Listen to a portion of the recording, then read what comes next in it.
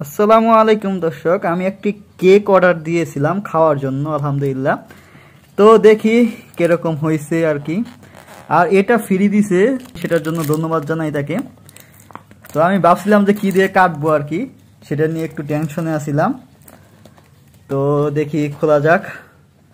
তো দর্শক, ফাইনালি লুকটা আসছে আলহামদুলিল্লাহ। তো খুবই সুন্দর হয়েছে মাশাআল্লাহ।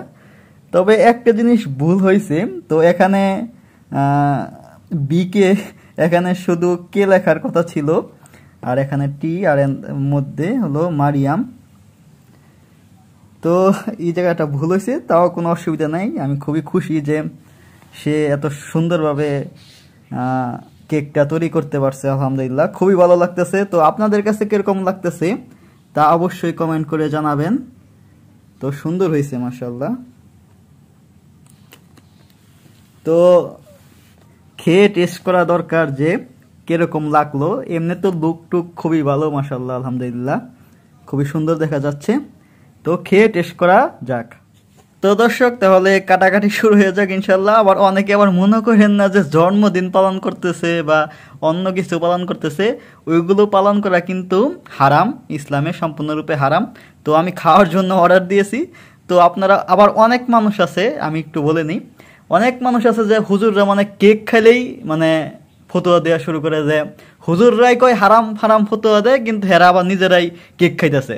আরে ভাই, কেক খাওয়া হারাম না। আপনি যে অনুষ্ঠানটা পালন করতেছেন, জন্মদিন বা বিবাহবার্ষিকী বা অন্য যে উদ্দেশ্য নিয়ে আপনি যে কেকটা কাটতেছেন বা খাইতেছেন, ওই বিষয়টা হলো হারাম। কেক খাওয়া কিন্তু হারাম না। তো দর্শক, খাওয়া যাক আলহামদুলিল্লাহ। বিসমিল্লাহির রহমানির রহিম। তো আমি কাটাকাটি নিয়ে খুব টেনশনে ছিলাম, তো সেই এইটা দিছে ফ্রি, মাশাআল্লাহ, খুবই ভালো লাগলো। বিসমিল্লাহ। সেই আবার অর্ডার দিব ইনশাআল্লাহ। তো খুবই ভালো লাগতেছে। বিসমিল্লাহ।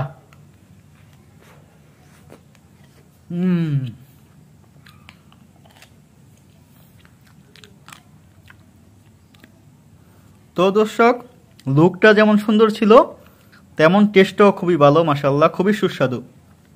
তো আমি খুব টেনশনে ছিলাম যে স্বাদটা জানি কিরকম হয়। তো না, আলহামদুলিল্লাহ, খুবই ভালো লেগেছে। তো সেই স্বাদ, আলহামদুলিল্লাহ। অসংখ্য ধন্যবাদ। আসসালামু আলাইকুম।